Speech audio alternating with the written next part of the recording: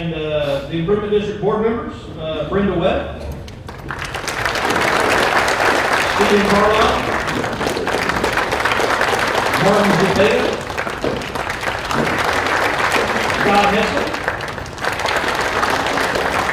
Fred Wetz, and Dale Martin.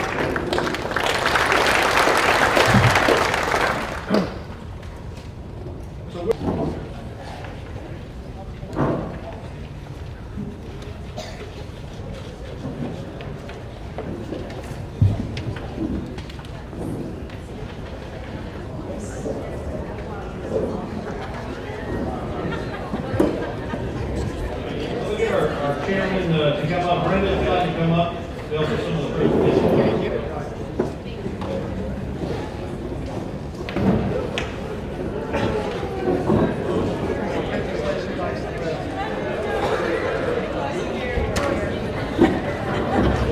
So, a little bit about the process that we go through. The recommendations and selection process are all made at the local department level. So just so you understand, the recipients and selections are made from the department where the individual works and is represented from, and again, we want to make sure and recognize all those individuals. And this evening, we'll start with the Lone Star College Police Department. We have, for outstanding service and recognition, Officer Nicholas Franklin, if you'd like to come up.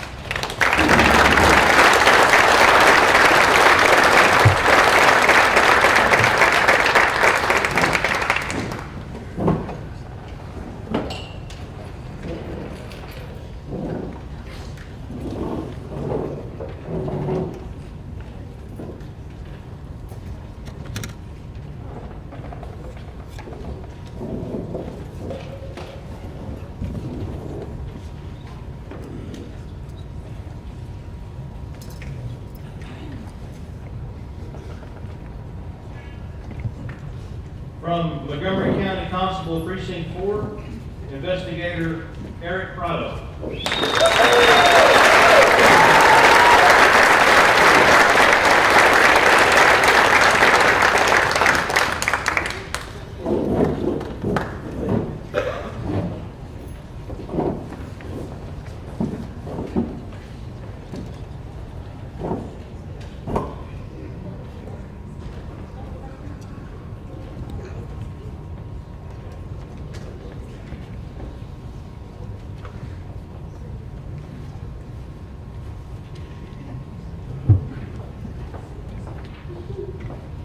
From Montgomery County Sheriff's Office, Deputy Kevin Pickerel.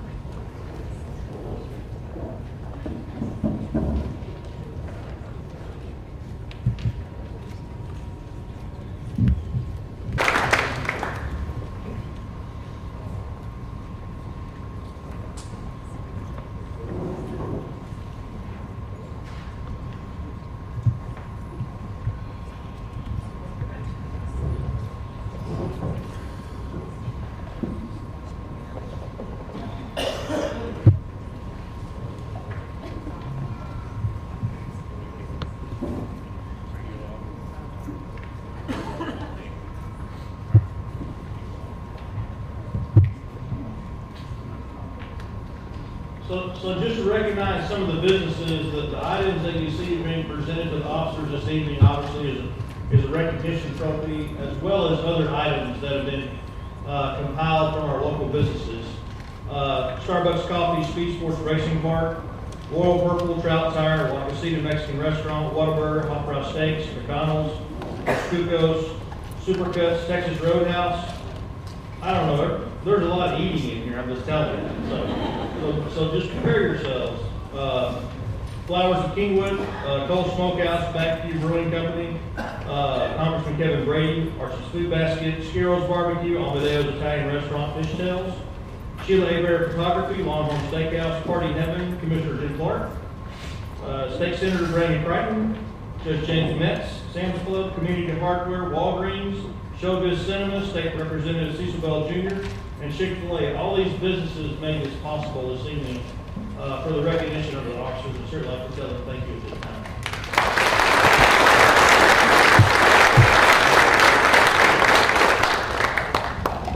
Next individual to be recognized with the Splendora ISD Police Department is Officer Robert Alex.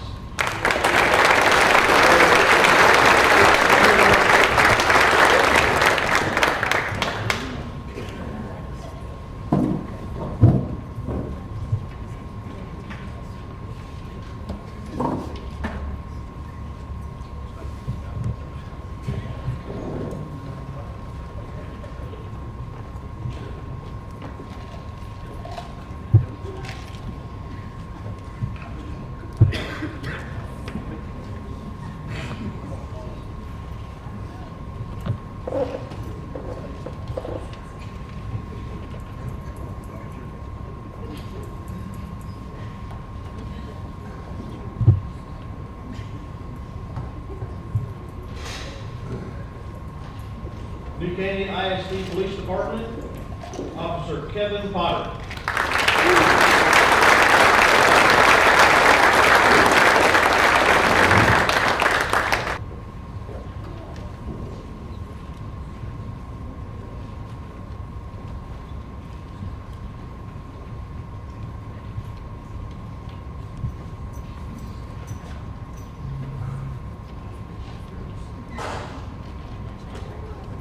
Roman Forest Police Department, Officer Randall Blackberry.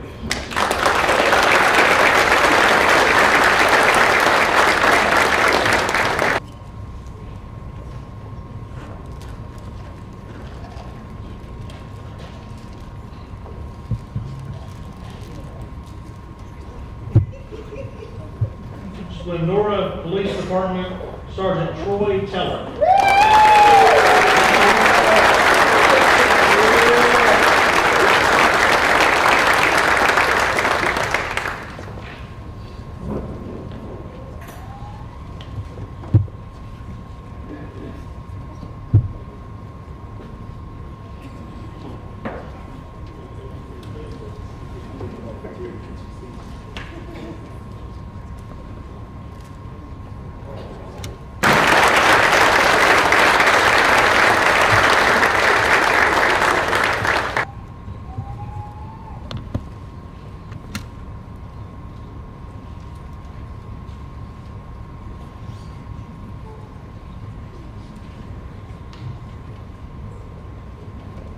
Texas Department of Public Safety, Trooper Benjamin Polanski.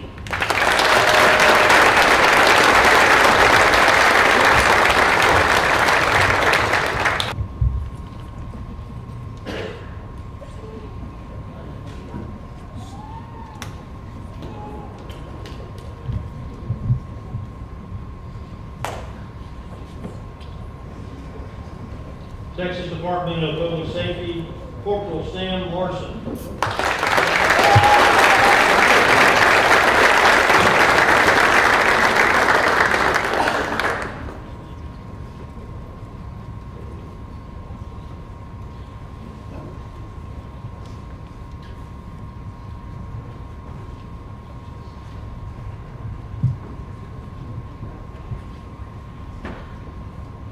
Patton Village Police Department, Sergeant Stacy Baumgart.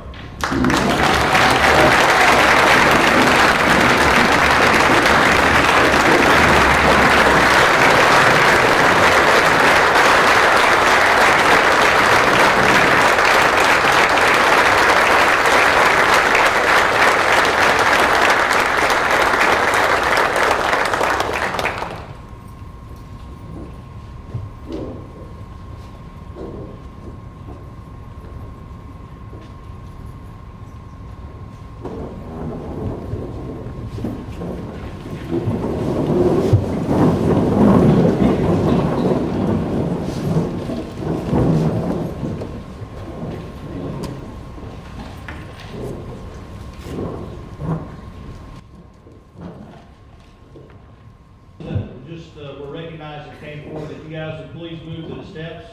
we'd like to get a photo with all of you together.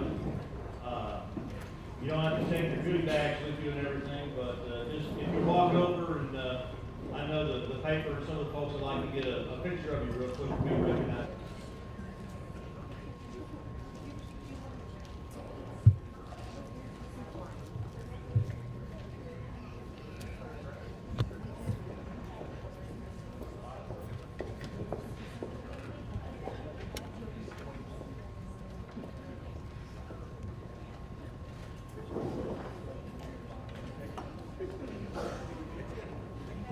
With that, this evening, we'd like to, again, move into our speaker portion and then recognize our officers following his presentation this evening. Chase Hughes was raised in Houston and attended the Missouri Military Academy before joining the U.S. Navy in 1998. He served aboard naval ships in Prisoner Management Department and is currently a chief of the Naval Expeditionary Combat Command. He specializes in behavioral science, from profiling to lie detection to engineering human behavior. He's the founder of Ellipsis Behavior Laboratories, and Hughes has developed new programs for the federal government and volunteers his skills in training members of anti-human trafficking teams around the world. He's authored 3 books and published 29 articles and papers on behavior and behavior analysis, including interrogation, rapid body language analysis. I don't know what that is, but you got to slow it down. The rapid body analysis, I'm not sure, but we're going to hear about that tonight, so be ready. Psychological operations and behavior engineering. He's the recipient of numerous military decorations, including 5 Navy and Marine Corps Achievement Medals, a Global War on Terrorism Expeditionary Ribbon, and 3 Battle Efficiency Awards. I'd like to introduce this evening Chief Chase Hughes.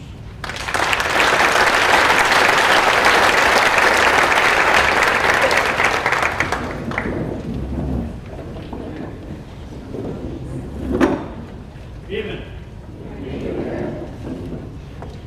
So I heard I had about 35 minutes of your time this evening, so I'll try to cram as much as I can in, kind of give you guys some idea of what I do, and maybe send you home with a few skills that you guys will be able to use. The first thing I want to tell you is that numerous studies have shown that only 7% of communication of what you're saying to another person is the syntax, or just the words that you're saying. So 93% is nonverbal. It goes into the tone, the volume, the pitch, the way you move your body, your blink rate, how you smell, how you look. All of that stuff is nonverbal communication, which makes up 93% of communication. But somehow, we all get through middle school and high school, and it's ignored. We don't learn that. We learn the words, we learn the 7% part, but somehow there's no class for the 93% part. And that's what I teach. So I'd like to suggest that you guys might be missing out on something, as the studies have shown. So I teach all the way from behavior profiling to behavior compliance. So I teach systems to increase human compliance. Yes, that does get into the false confession territory for everybody that's in here. I get questions about that a lot. That can happen, but if you are well trained in behavior analysis, you know when you're getting false confession. But we kind of push this to intelligence agencies, so if an intelligence operative is overseas, we basically want a system where we can convince someone to spy on their own country or commit treason. And you only have a couple hours to convince somebody to do that. That's kind of what I do. So that's my bread and butter. Just published a book on this. It just hit the bestseller list 2 days ago on behavior compliance and producing compliant behavior to people. Excuse me. But body language is unconscious. What we do, if I was to ask anybody in this room why you're doing one thing, why you're crossing your arms, why you're leaning back a certain way, your answer universally, everybody here is going to say, well, it's comfortable. But it's only comfortable because it matches what's going on inside of you. Would crossing your arms feel comfortable at a rock concert? Probably not. So to test this, one of the studies I like to reference a lot is Cambridge University in 2002. They hypnotized a whole lot of people, over 2,000 people. And under hypnosis, they told these people, when I snap my fingers, after you wake up, when I snap my fingers, you're going to take off your jacket, remove your coat. So the hypnotist hypnotizes this guy, and the guy comes out of hypnosis, doesn't know that he's received the suggestion. The hypnotist snaps his fingers, what does the guy do? Takes his jacket off. And the scientists ran into a problem when they asked him why he was performing the action. He said he was hot. So they hooked him up to temperature sensors and sweat monitors and all this for the second half of this experiment. And they found an average of a 2-degree body temperature rise, visible perspiration on the forehead. So now, is he right when he says he was hot? Which brings me to the fundamental truth. The number one thing that you'll never get in body language training, probably anywhere, is that if I could leave you with one piece of advice tonight, a person will not do anything without a reason for doing so, even if it's false. That includes crossing your arms or crossing your legs, scratching your nose. So all of our unconscious gestures, all of these gestures that we do throughout the day, we're not aware of the reasons we're doing them, although we think we are. Like that guy taking off his coat. He was absolutely sure his body created a reason for him to do that.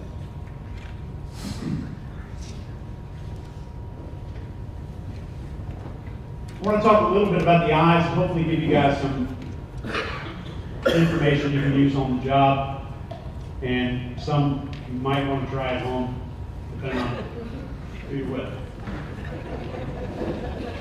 The first thing, especially being law enforcement for all of you guys, the more nervous a person gets, the faster they blink. The average blink rate in the United States, it does vary by country, is 21 blinks per minute. If you're extremely interested in something and calm and relaxed, like watching a great movie, you can blink as little as 7 times in a minute and not realize that it's slowed down. Your eyes will dry out. If you're stressed out, taking the math portion of your SATs, for example, can skyrocket that up to about 51 blinks per minute. And I'm not suggesting to anyone in here that you go out and start counting these. But I'd like you to just try it on for a few days. The next time you're talking to your wife out there, all you guys, about how you changed out a transmission, and then you start talking about something more interesting, you can see the difference from it going fast to slow. You're going from less interesting to more interesting. And you can see the stress level change in people, in suspects that you're talking to, or your friends. You know how interesting you're being, or how stressed out a person is by how fast they blink. You don't have to count.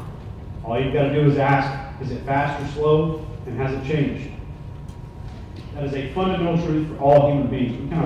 We're born with this, this blink rate phenomenon, how we blink faster when we're stressed out or uninterested in something. We also blink faster before we take action against another person. Before we commit violence, our blink rate increases. So we go from being semi-relaxed to talking to somebody, a suspect, say, who's at about 27, who skyrockets up to 50 within a few seconds. That's an instantaneous indicator that violence is about to happen. It's not justifiable in court. Next with the eyes is pupil dilation. So right now in the room in an average light, everybody's pupils are about 6 to 4 millimeters in diameter right now. But the pupils will change in direct response to something we like or something we dislike. If we see something we do like, our pupils will dilate. So the research they did on this, they exposed people to different photographs. Like they exposed a bunch of women to pictures of a woman holding a baby. They exposed a bunch of men to pictures of beautiful women. And this causes people to dilate. They dilate dramatically. And when you see something you don't like, they constrict. And this is also part of our fight or flight response called the reticular activation system, which will also serve to be an indicator before someone commits a violent act. We will always see the pupils enlarge. Scientifically, this just lets more light in. So before someone wants to escape, or anytime you're about to take action, or to run, your pupils will dilate every single time. This is something you can see in suspects when you guys are on the job. I know a lot of you guys in here are on the job, probably will be on the job later tonight. This is something that you can see. The blink rate and pupil dilation is something that literally can save your life. Excuse me.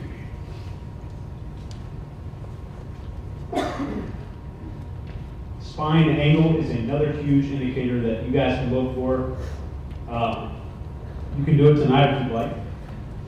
But we lean towards people we like, we lean away from people we don't like, and you can get a literal barometric pressure between two people off of their spine angle, or the angle they're leaning towards or away from each other in that moment. This also works in vehicles. It also works when you're standing beside a vehicle looking at two people that are sitting inside. And I'll let you draw your own conclusions there. But especially when you're looking at people, the spine will always tell you in the moment. It's not going to give you an entire history of the relationship, but in the moment it's going to show you an extreme amount of truth about that scenario. It's going to illustrate how one person feels about the other. Whether one person is leaning in and the other one's leaning away, you can get a really good snapshot of the emotional content of that interaction between those two people. And it's really important to be able to start seeing this. So people ask me, like, what's the number one thing I need to do to start reading body language? And the first thing is stop trying to read or interpret things and just see the behavior for the behavior itself. So just start to become aware of this, and I promise you, this is as close as you can get to really feeling like you have a superpower. Getting to see all the private stuff that's going on with couples that are across the room. Or with the suspect that you haven't even left your car yet, and you know what's going on inside the vehicle. And I will challenge you guys, if you can, start paying attention to this a little bit more, because it reveals a lot more. Going back to the 93% thing, what if 3/4 of everything that was being said has been concealed from you for your entire life? My mission tonight is to convince you that you might be missing something, and to convince you to possibly try that on over the next few weeks. And I noticed as we move through this, I've seen a lot of head nods in the room. I'm seeing a lot of you guys kind of getting into this. I want you guys to enjoy this. But I'll tell you, the first part of doing this and learning body language is that you always see suffering. Every person, once you start to see through the masks that everybody in here is wearing, that we all wear as human beings, as social creatures, once you start seeing through that, you realize that everybody around you is going through something. Everyone is suffering a little bit. And it humanizes everyone around you.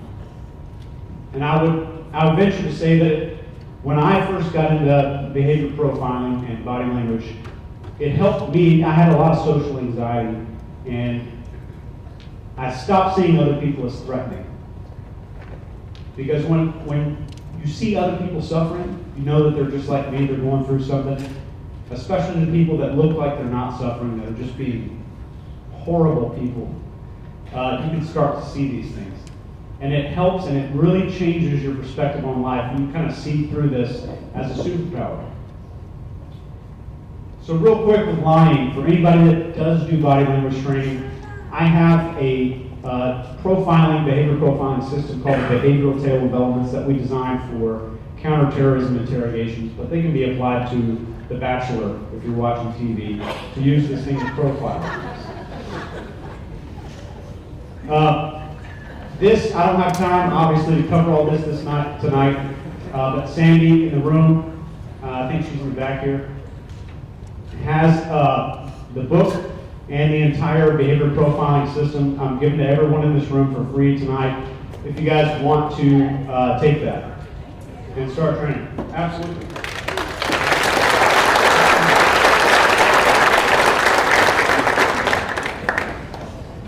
So as you guys start to get familiar and start to become fascinated with the behavior of other people and how we all interact with each other, as you're going through the lie detection training, or if you're watching a YouTube video on lie detection training, keep in mind these things. These are the most important 3 things above the BTOE, which stands for behavioral tailoring.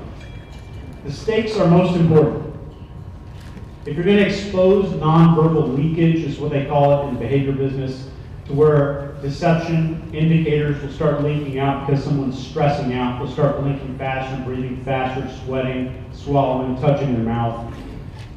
The higher the stakes are, the higher the deceptive behaviors are going to be visible.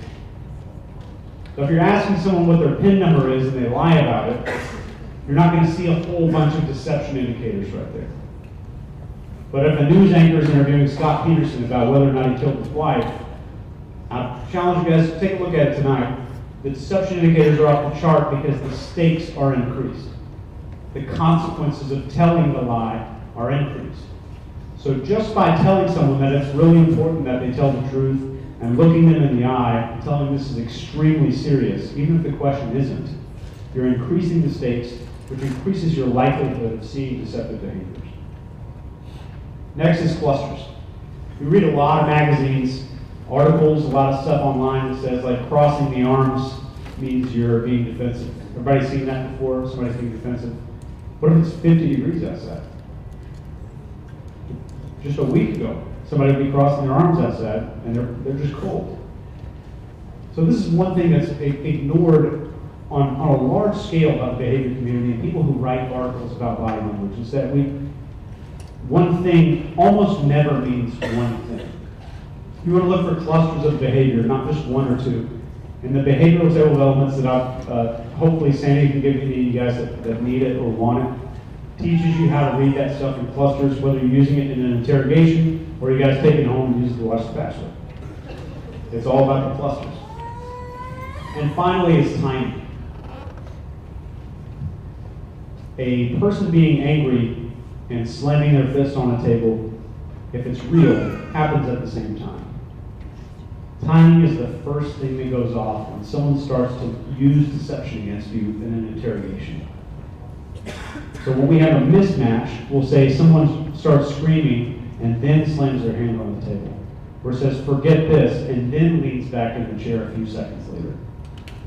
So this mismatch, so this is a fake emotion followed by the fake body language. They usually don't occur together because faking both of those things occurs at different parts of the brain are involved in coordinating both of those events. So timing is huge. Clusters are huge. And the behavioral table of elements is available to anybody that's in here, and it's an interactive thing. You can put it on your phone even. So Sandy will have that for you guys. And I want to send you off with one final message here, and that learning behavior and learning to see through some of these social masks that people wear, kind of having that superpower of seeing the privacy that's going on behind the mask, enables you to see the suffering. But when you do, the best piece of advice I could possibly, if I had one thing I could write down and put in every one of your pockets to take home tonight, would be to see suffering first.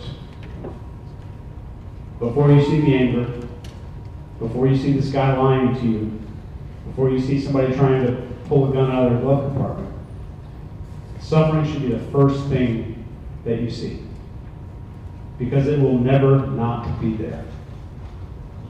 So when that person cuts you off in traffic tomorrow, try this little mental game with yourself. See the suffering first. That person is suffering just as much as you are. We all are. It's the human condition. Thank you very much.